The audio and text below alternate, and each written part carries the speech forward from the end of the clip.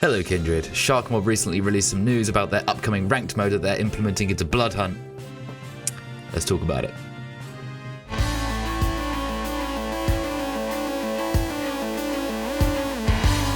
Hello guys, welcome back. Why am I always at work when these things come out, eh? I'm sorry. So this is kind of old news at this point, but in case you haven't heard, and I did want to document it here anyway on my channel, but Bloodhunt have put out on their Twitter page a link to their website, which has information about the ranked mode that they're going to implement. Oh, by the way, we're going to have a new segment of the show at the end, so make sure you watch all the way to the end. Please don't just skip through. Don't just screw up all the way through. If you like Bloodhunt news, let's just soak this up together, okay? But I've got a new segment at the end of the show, and I hope you'll like it. So, the post starts with, "Hello Bloodhunt community. During early access, we got a lot of positive feedback. One of the recurring things we heard from you is that Bloodhunt is a game that's easy to get into, but difficult to master, which is exactly what we had in mind when we designed the game. However, it brought a challenge. When Bloodhunt had been available for a bit of time, the active community could easily outclass a new player who was trying to learn how to use the various powers, weapons, or movesets in combination." That is very true. I mean, if you had a training room, maybe people could... I'm going to stop hopping on about this training room, but I would like a training room. I would like a training room. "We don't want to compromise on the high stakes and high skill ceiling, but we need to find a way to ensure that the game is welcoming for new players, in order to guarantee that we always have a healthy number of players for quick matchmaking times, and this has led us to implement the following 2 game modes." Okay, so straight away, Bloodhunt is a game that's easy to get into, difficult to master. Yeah, absolutely. That's what makes any great game. You need that initial hook, just so you can see what's possible, and then build upon your own skills in the game. That's textbook. It's textbook. And it's very true that new players were getting absolutely squashed, sometimes by cheaters, but that's a completely different problem. But a good Bloodhunt player would put off a newbie player starting off, because you'd just be like, oh, what the hell is this game, man? You know, because there's nowhere to train. At the training room, please. Because there's nowhere to practice your skills. You have to just keep queuing up for games, which took too long. So they've said in here to always have a healthy number of players for quick matchmaking times. Now that is extremely important as well.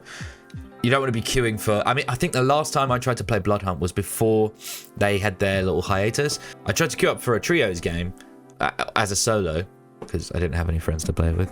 And it took forever. I couldn't find a match. So I had to go on solos. I don't know what happened at the end of that little time period there, but I just felt like the player base was so scattered, and only at certain times was I finding a decent amount of games.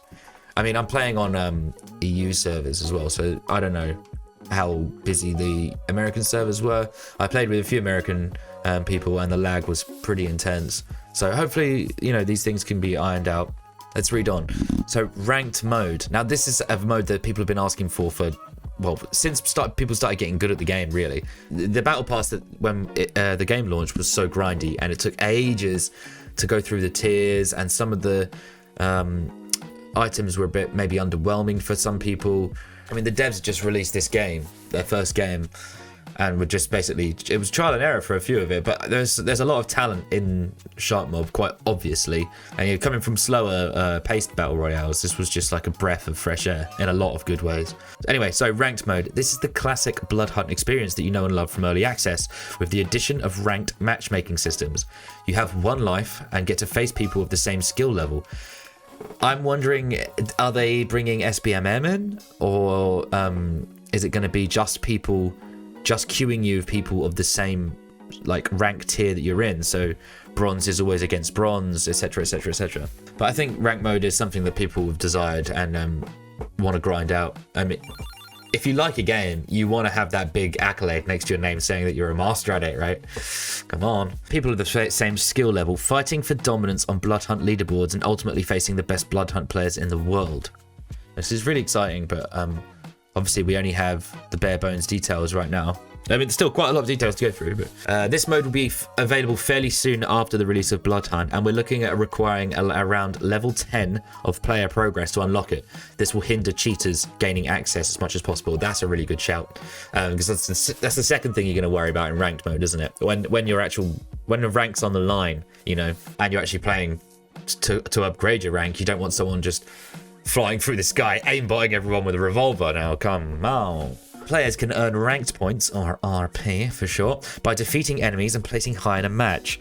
You will be matched with other players with similar RP-based matchmaking. Okay. And it's not exactly skill-based matchmaking, like, you know, in terms of COD where it tracks every single thing, you know?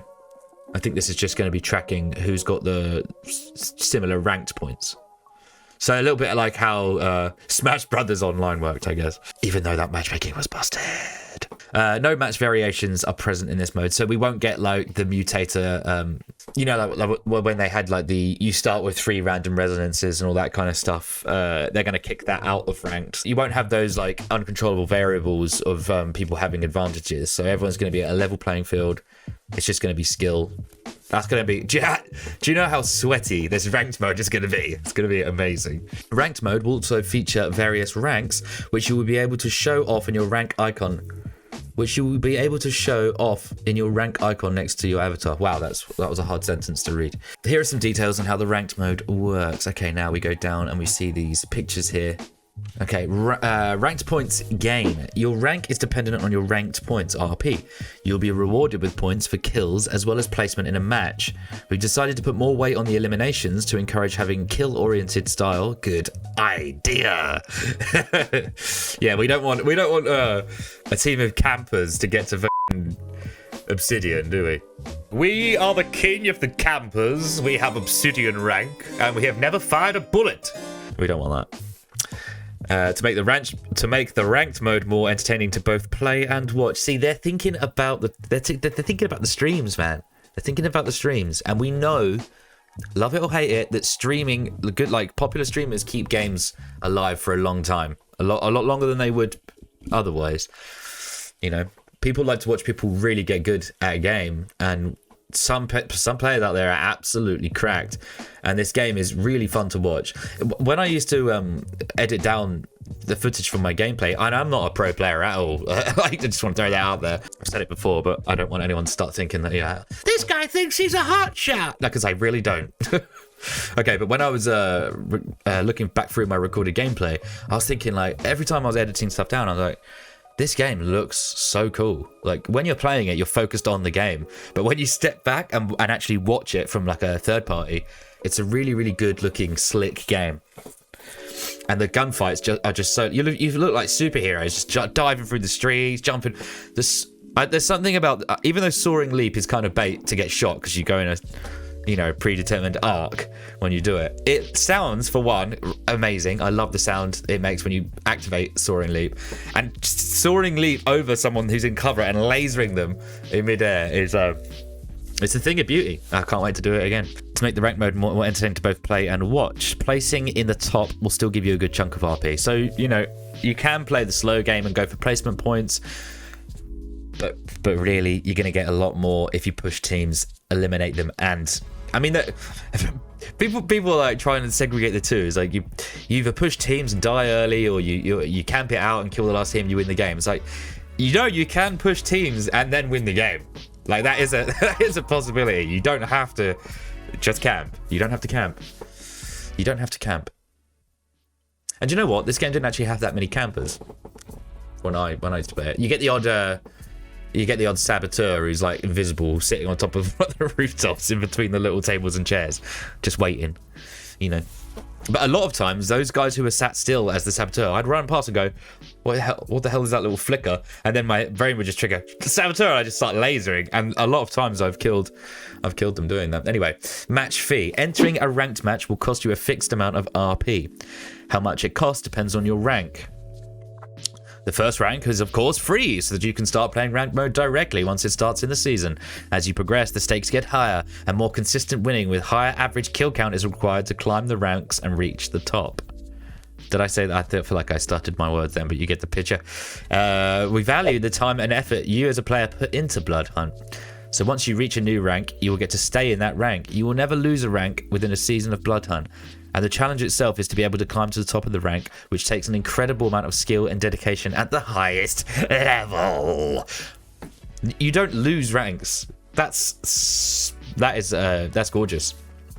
Because do you know what? Sometimes I used to play a lot of fighting games, and it gets to a point where you're playing in ranked where I would get a lot of anxiety to press like search for a game, because I'd claw the rank that I had, and then I know that that rank that I just scored is on the line for the next game. If I don't win the next couple of matches, I'm going to be demoted and relegated back to a peasant rank. And yeah, it used to give me quite a bit of gaming anxiety, actually.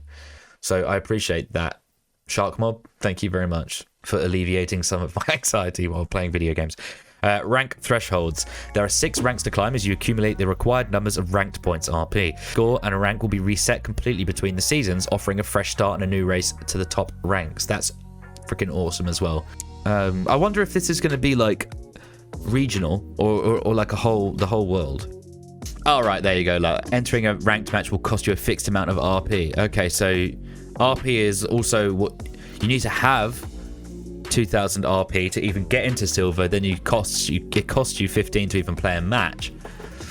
So that's where you're juggling around the numbers here. If you place second and kill 5 players, you will have gained 50 RP from your placement, and then 5 times 20 RP for your kills, resulting in a total of 150 RP. So that's actually, it's not too stingy with the points. I mean, you need 10,000 to get into Obsidian, and think of the players that are going to be in those last few tiers here. Platinum, Diamond, and Obsidian are going to be full of sweat. I'd imagine it'd probably all be full of sweat. But the good thing about it is you're going to have all these PS5 guys jumping in. I think the player pool is going to be huge, man. Think about, like, most people don't have a PC. Most people have consoles. As much as I would love to gift every, avid gamer in the world with a gaming PC, because it's changed my life. I love PC gaming now, but I was a console guy all my life, so I empathize completely with games like this. Joining console, I would be psyched, dude. If I had a PS5, I'd be more than happy that this was coming. Anyway, let's move on. Bloodhunt mode. So this is a new mode that caters to newcomers of Bloodhunt as well as existing players who are mostly playing the game as average enjoyers. This mode features comeback mechanics to give players another chance without having to load into a new server if they're eliminated at once. That's cool. After being killed, you will respawn at a random location near the point of death with a blue AK and a spiked bat in your inventory to ensure that you have a chance to survive and defend yourself. See, this is definitely more of an arcadey style mode. But anyway, let's read it on and we'll talk about it. Respawn players will also be invincible for a short duration while they find their bearings again. During this short period, players will be able to both move and jump around to get the best position if there's somebody nearby. Players will also be able to regain their used extra lives by feeding on specific potent mortals. This mode will also feature different match variations to keep it fun and interesting. Those will be the mutators, I think. Maybe they've made more of those. I loved those, by the way. I thought they were cool. The fact they had their own individual cards and names. You could come up with so many of them. One I thought of was raising like the sea level into the streets. So like, it's basically like the floor is lava, so that you can only be on the rooftops and all of the roads would be full of water, which has Sharkmob in there to kill you. It's just an idea, Sharkmob. You can keep that one if you want. With extra lives, we think this mode is not only more friendly to new players trying to get the hang of the various abilities and weapons, but it also makes for a more fast-paced and action-packed experience as people are willing to take more risks and go all out regardless of the skill level. We hope you found this article transparent and got some insight into our thought process when it came to designing this particular aspect of the game, as we hope that it will increase the popularity of Bloodhunt over time. Until next time, see you at dusk. This mode, I think, is going to be the open arms mode for all new players. And you know what? I'll even jump in and play that. I mean, I'm going to probably be mainly playing ranked. But if I try and get a new player, a new friend into Bloodhunt, they'll definitely be coming into this. I mean, they'd have to, because no one jumps straight into ranked. But I think this is to get people more familiar with the game. It sounds like it's going to have that more arcadey feel where you don't, the anxiety again of the Battle Royale is going like, shit, I've got one life and I don't want to waste it. So people end up playing a little, maybe cautiously, because they're not super confident with their gun skills. But with a game mode like this, you can just go, oh, screw it, I'm gonna just go and push these guys. Or one thing I'm wondering about though is the size, the team size of these games. It doesn't specify, so I don't know if this is a solo mode only or would there be a trios mode of this. And if so, will the trios mode you still respawn, or do your teammates bring you back? I guess we'll have to wait for more news on that. But for the solo experience, this is great. I mean, I played Bloodhunt mainly solo when it was out, because I had a few friends that would come over and play with me sometimes, but a lot of my guys are COD addicts. I'll be honest, they're COD addicts, which is why I end up playing the damn game so much. If you have liked this video, please let me know by hitting a like button, which is completely free, doesn't cost you a single thing, and it really helps out the video. Secondly, if you love Bloodhunt, then subscribe to this channel, because we've got loads more Bloodhunt stuff coming. We're very, very close, it seems, to them releasing news about these playtests, and we're going to get loads of footage from that. So the subscriber growth is seems to be coming in waves, and once we hit milestones, I'm going to do some like tasty giveaways. So make sure you're around for that, because it's going to be juicy. You don't want to miss it. Trust me. You don't. Trust me. Trust me. No, trust me. Trust me. Trust me. Trust me. Trust me. Trust me. And what do you guys think about these modes? Do you think this is a great implementation? Are you wondering how the hell Sharkmob pulled this out the bag in just a couple of months? Which mode are you going to play? Bloodhunt or Ranked? Let me know in the comments, and let's continue the discussion. But until next time, guys, I'll see ya when I'm looking at ya.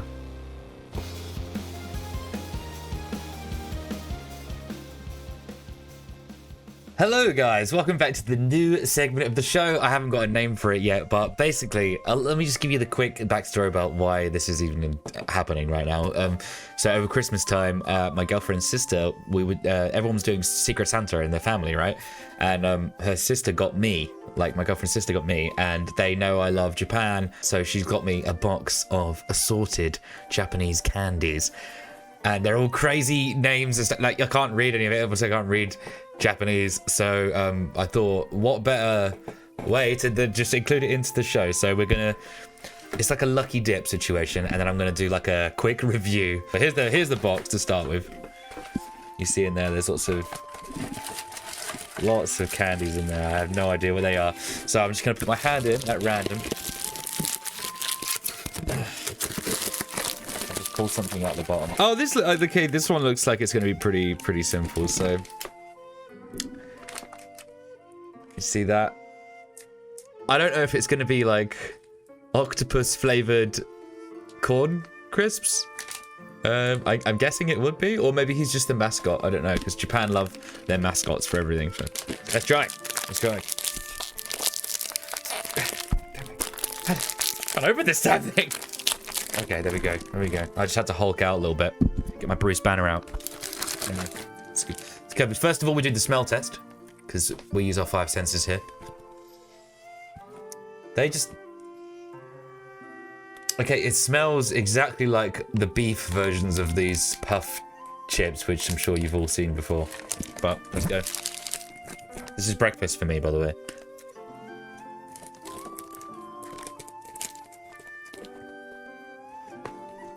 It tastes exactly like the beef. It tastes exactly like the beef ones. We have tried the Octopus Man corn chips, which taste like beef. I don't think it's got a flavor written on here. It probably does, just can't read it. All right, so there we have it, guys. If you go to Japan, you should not be scared to eat these, because they just taste like the beef versions. Hopefully, next episode we'll get something a little bit more exotic, because I know there's some crazier things in that box. But anyway, just a little bit of fun. I hope you enjoyed that. Catch you next time.